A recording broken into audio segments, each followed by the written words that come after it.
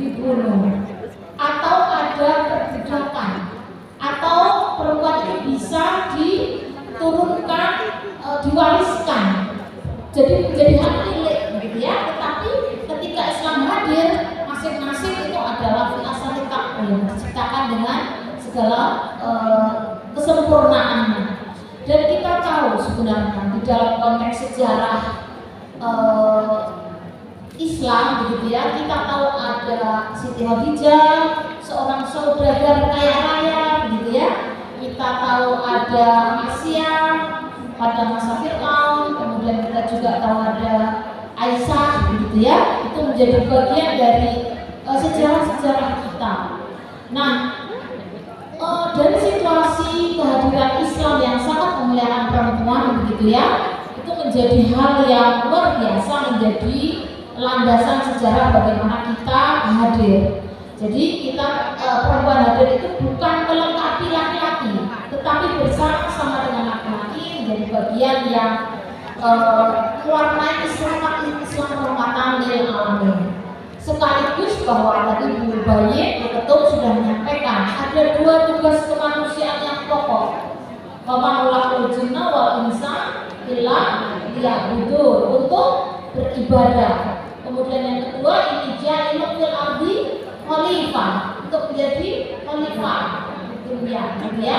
Ini menjadi bagian yang secara mendasar mewarnai risalah Islam berkemajuan. Nah, kalau kita bicara Indonesia, Kiai Ahmad Dahlan itu luar biasa. Dulu anak perempuan itu nggak boleh pergi ke sekolah pada masanya, tetapi dengan hadirnya Muhammadiyah, maka anak-anak perempuan diberi ruang yang sama. Kartini masih berjuang, tetapi dibuatlah klik dan white school sekaligus, tidak membedakan antara laki-laki dan perempuan. Tadi disebutkan baik, kita ini salah satu organisasi perempuan yang masih eksis di antara yang hadir di Kongres Perempuan Indonesia. Tidak banyak loh, tepuk tangan untuk Aisyah. Saya ingat salah satu yang masih eksis, salah satunya adalah yang Katolik itu, dia menyebut Aisyah sebagai sister. Nah, yang lain itu sudah nggak ada, sedikit sekali yang masih eksis sampai satu abad. Itu kan berarti Aisyah itu luar biasa.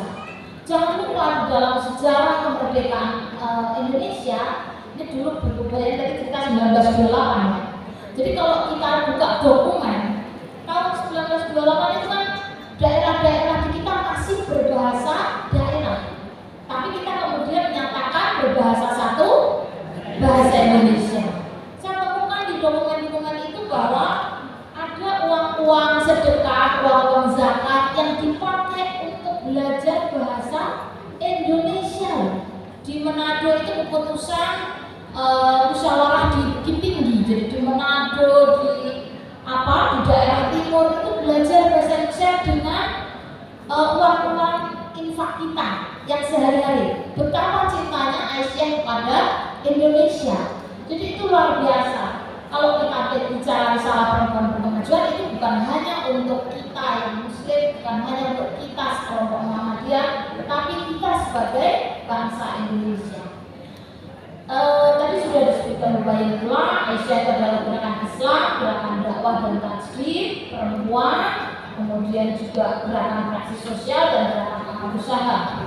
Nah, kalau kita bicara kenapa kemudian risalah perempuan berkemajuan atau disingkat dengan RPB, begitu ya, itu hadir karena kita ingin menegaskan kembali terkait dengan bahwa Aisyah lahir dilandasi oleh nilai-nilai Islam dan tauhid ya, yang terus berkembang zamannya. Kemudian yang kedua, ini ada dinamika kehidupan kita sebagai manusia. Kalau dakwah dulu bisa langsung, hari ini dakwahnya sangat berubah. Dunia digital banyak dikuasai oleh orang lain, maka kita juga penting untuk membawa dinamika gerakan kita, representasi dakwah makna itu menjadi lebih baik ya. Kemudian yang ketiga, latar pemikiran rumusan RPB adalah dokumen pandangan ideologis persyarikatan ya, yang disesuaikan dengan zamannya. Itu 5 boleh makan gitu ya. Ini menjadi bagian yang penting. Nah, kemudian next konsep perempuan berkemajuan. Jadi sebenarnya perempuan berkemajuan itu bukan hal yang baru buat kita semua. Di tahun 1937 itu sudah ada tuntunan mencapai istri Islam yang berarti. Di situ kita mungkin pernah lihat flyer ya. Jangan sampai urusan dapur itu mengganggu kita untuk beramal soleh. Ya, itu sudah hadir di tahun 1937. Kemudian kita punya ada Bulmarah Islam di tahun 1976. Kalau orang itu copras capres perempuan nggak boleh, 1976 saya belum lahir. Itu Muhammadiyah sudah memutuskan bahwa perempuan itu boleh menjadi kepala daerah, kepala negara. Itu Muhammadiyah dan Aisyah sudah sangat maju sesuai dengan konsep dinul hadar ya, negara agama yang berkemajuan. Kemudian kita juga sudah punya fikih perempuan, kita punya satu abad pemikiran ya, Muhammadiyah abad kedua. Kemudian kita juga punya tuntunan menuju keluarga sakinah yang terus diperbaharui. Dan saya kira Aisyah itu jualannya. Tetangga-tetangga kita mirip Mary ya, bahasa Jawanya mirip. Karena di Aisyah itu apa? Prinsip perkawinan itu adalah monogami. Prinsip perkawinan itu adalah monogami. Enggak semua organisasi berani loh, karena itu adalah untuk kemaslahatan perempuan. Sekaligus perkawinan itu tercatat, karena itu akan melindungi perempuan dan anak. Itu jelas saya kira salah satu tuntunan keluarga sakinah itu menjadi hal yang prinsip. Kemudian juga kita punya keputusan pertama abad kedua di Makassar, sekaligus kesalahan takdir dan fatwa-fatwa tarjih perempuan yang sebenarnya Aisyah sudah sangat maju. Kalau orang ribut perkawinan anak, kita tuh fatwa tarjihnya sudah lama, tidak disarankan. Bahkan di fikih perlindungan anak yang fatwa tarjih munas tarjih terbaru itu Aisyah sebenarnya menikah dengan Muhammad itu kurang lebih di usia 17-18 tahun. Itu syarah hadisnya begitu ya. Artinya ini sudah sangat maju. Nah, kemudian kenapa RPD ini ada?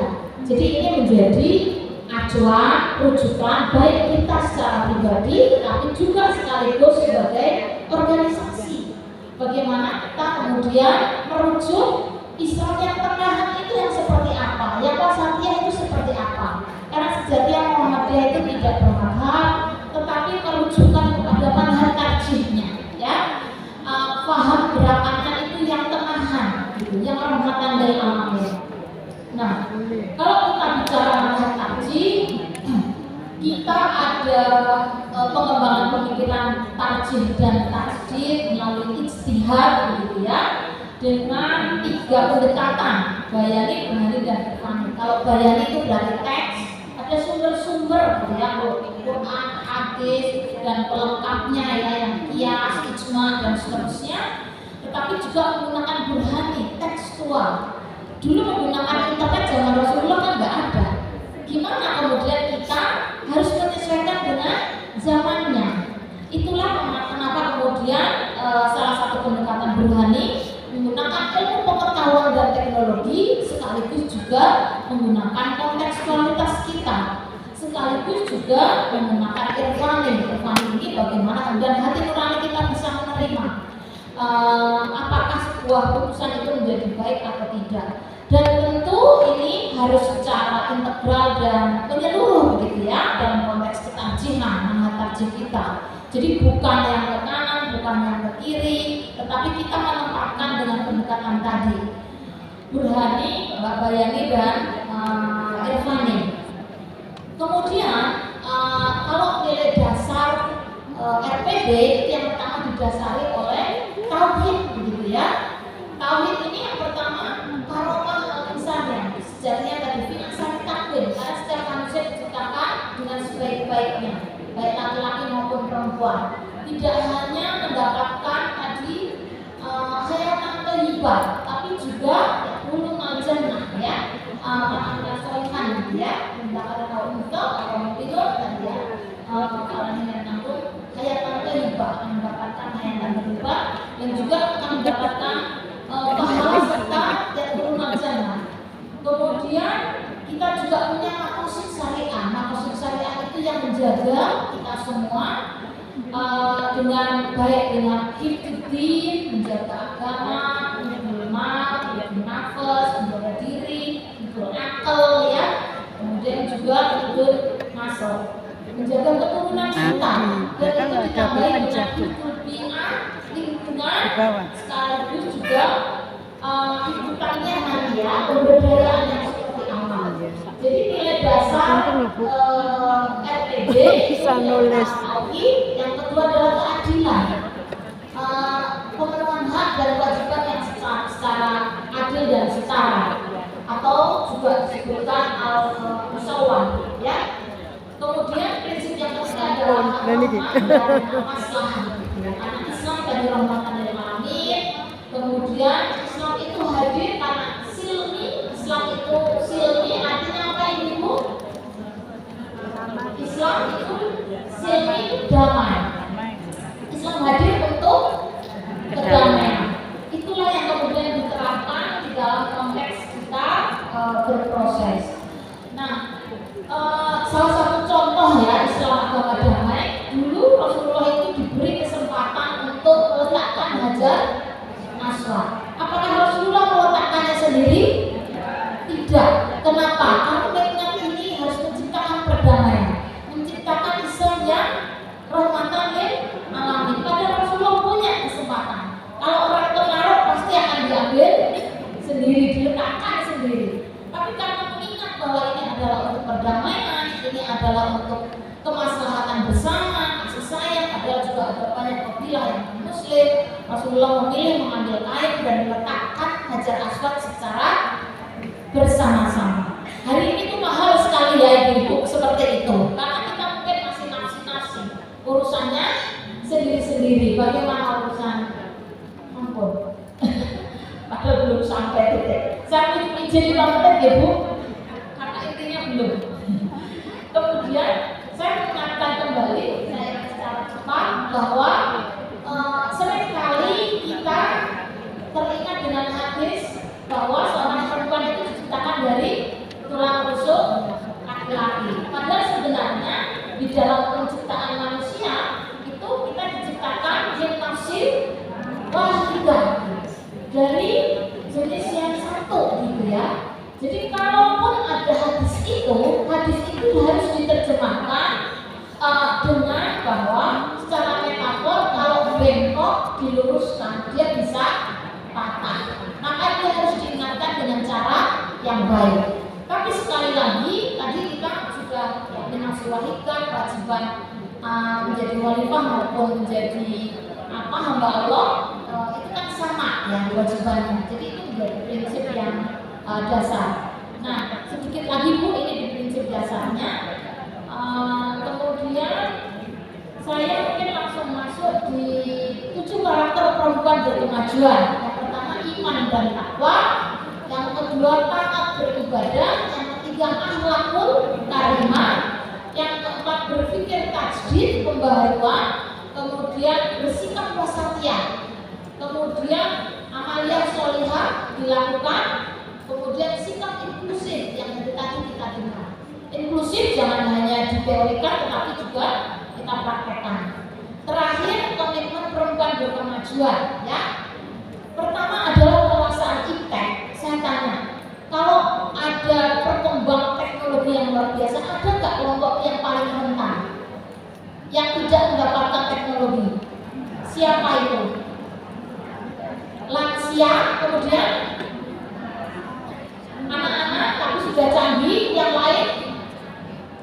Perempuan dengan laki-laki ini lebih banyak dapat siapa teknologi? Laki-laki.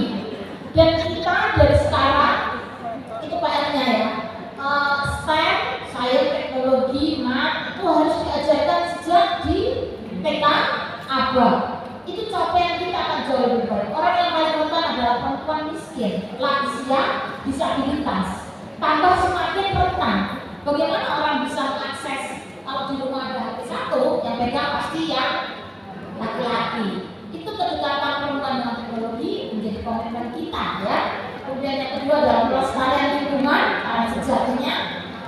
semua wajib menjaga lingkungan. Kemudian PR yang paling besar salah satunya adalah keluarga sakinah. Itu juga tidak hanya menjadi PR Aisyah hari ini, tetapi juga PR Muhammadiyah di putusan tanfidz yang keluar, mulai dari perkawinan anak, rentang usia keluarga yang setiap fasenya punya tantangan, perceraian tinggi, nggak kepingin punya anak, mulai marriage, dan beragam situasinya. Itu menjadi PR kita bersama. Kemudian yang keempat adalah pemberdayaan masyarakat. Ini ibu-ibu di Jawa Timur itu luar biasa. Kemudian filantropi berkemajuan, zakat infak sedekah itu untuk hal-hal yang baik, untuk hal-hal yang berkemajuan, untuk advokasi hukum nggak apa-apa, gitu ya. Misalnya, kalau memang fase dan masanya berubah.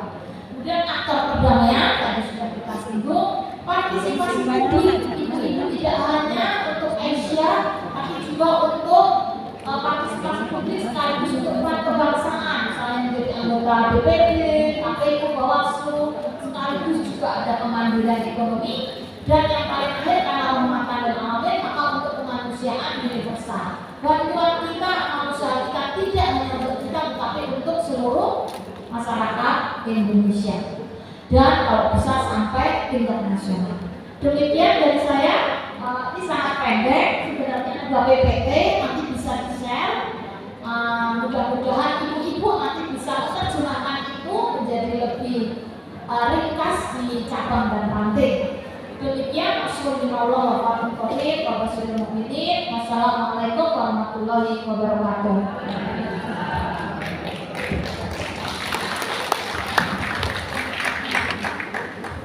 Terima kasih. Demikian Ibu paparan tentang risalah berkemajuan yang kalau kita ringkas ya, intinya perempuan itu masuk surga jangan momet bondo sendiri, kan gitu ya. Kalau momet nanti diturunkan di tanah.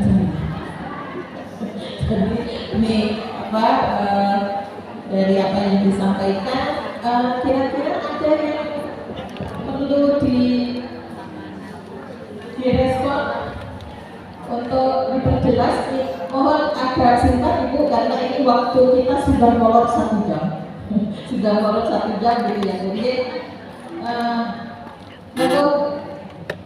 Bu Hera ya, mana? Mudah-mudahan hanya 1 aja.